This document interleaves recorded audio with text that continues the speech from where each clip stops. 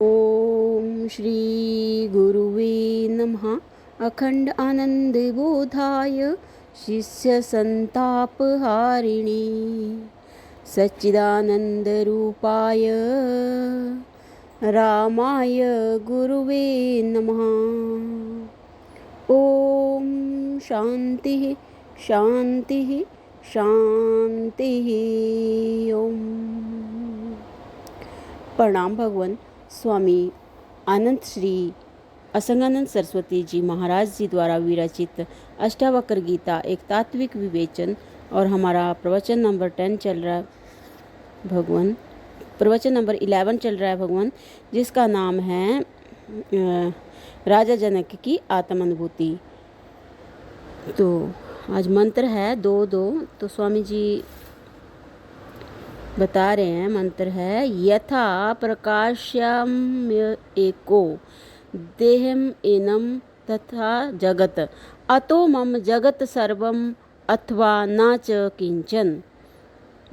जैसे इस देह को अकेला ही मैं प्रकाश करता हूँ, जैसे इस देह को अकेला ही मैं प्रकाश करता हूँ, वैसे ही संसार को भी प्रकाशित करता हूँ। इसलिए संपूर्ण संसार मेरा है अथवा मेरा कुछ भी नहीं है। आत्मा प्रकाशक है। जागृत स्वप्न सुषुप्ति तीनों अवस्थाओं को जो प्रकाशित करता है वह आत्मा है। जागृत में हो रहे क्रियाकलापों का जो ज्ञान कराता है, स्वप्न में स्वप्न दृष्टा बनकर जो स्वप्न का बोध कराता है, और सुषुप्ति में जिससे जागृत एवं स्वप्न के ना होने का पता लगता है, वह साक्षी चेतन आत्मा है। यह देह आत्मा है। जड़ देह और चेतन आत्मा का अध्यासिक संबंध है, कल्पित तदात्म्य संबंध है। यह जगत पर ब्रह्म के अस्थि भांति और प्रिया इन तीनों अंशों के कारण ही सत्यवत प्रतीत हो रहा है। नाम और रूप ये दो अंश जड़ जगत के हैं और विनाशी स्वभाव वाले हैं, जो संसार को मिथ्या सिद्ध करते हैं। राजा जनक जी कहते हैं कि यह जितना दृश्य जगत है वह मेरे में ही अध्यस्त है। मैं माया और उसके कार्यों से परे केवल बोध रूप हूँ। यह मेरी देह मुझसे ही प्रकाशित है। जो मेरी आत्मा है वही संपूर्ण जगत की भी आत्मा है। अतः यह संपूर्ण जगत भी मेरे ही प्रकाश से प्रकाशित हो रहा है, अर्थात आत्म रूप चैतन्य तत्व से प्रकाशित हो रहा है। इसलिए यह संपूर्ण संसार आत्म रूप या ब्रह्म रूप है। मैं माया और उसके परे सच्चिदानंद ब्रह्म हूँ। जगत के नाम रूप गुण आकार अवस्थाएं सब परिवर्तनशील हैं, केवल तत्व ज्यों का त्यों रहता है। अवस्थाएं बता रहे हैं स्वामी जी की सब परिवर्तनशील हैं, गुण आकार नाम रूप सब परिवर्तनशील हैं, केवल तत्व ज्यों का त्यों रहता है, कभी बदलता नहीं। ऐसा तत्व ब्रह्म है। सिनेमा के दृश्यों के समान प्रपंच जो प्रतिक्षण बदल रहा है वह स्वप्न के समान मिथ्या है। इसलिए जनक जी कहते हैं कि मेरा कुछ भी नहीं है।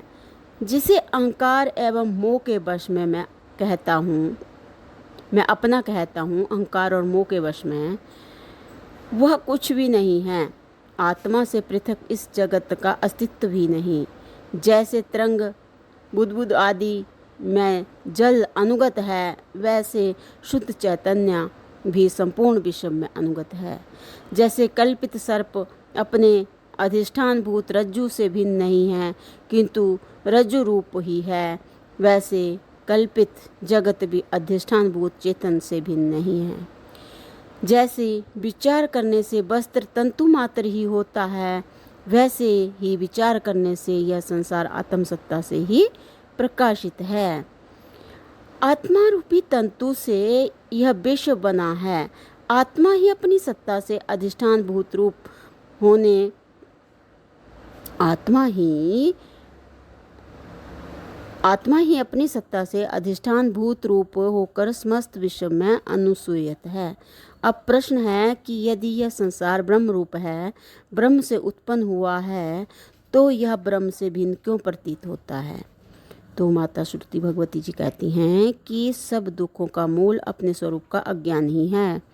अपने परिचिन्न होने की भ्रांति दुख का हेतु है। वेदांत का उद्घोष है कि तुम परिचिन्न नहीं हो, जीवात्मा नाम की कोई वस्तु नहीं है। जीवात्मा नाम की कोई वस्तु नहीं है। आत्मत्वेन यदा सर्वम, जब सबको अपने आत्म स्वरूप में जान लिया तो दुख और अज्ञान कैसे रहेगा। राजा जनक ने दोनों स्थितियां देखी हैं, अज्ञान की भी एवं ज्ञान की भी, इसलिए उनका कथन प्रमाणिक है। वस्तुतः जिसको आत्मज्ञान हो गया उसका संसार छूट जाता है। संसार छोड़ने से आत्मज्ञान नहीं होता। संसार छोड़ने से आत्मज्ञान नहीं होता। ये भ्रांत धारणाएं हैं कि संसार को छोड़ो, या माया है, मिथ्या है, ब्रह्म है। तो स्वामी जी बता रहे हैं कि रस्सी को सांप समझकर यदि भाग गए तो भ्रम दूर नहीं होगा। रस्सी को सांप समझकर यदि भाग गए तो भ्रम दूर नहीं होगा। यह भ्रम तो प्रत्यक्ष दर्शन से ही दूर होगा। ज्ञान के प्रकाश में ही संसार भ्रम की निवृत्ति संभव है।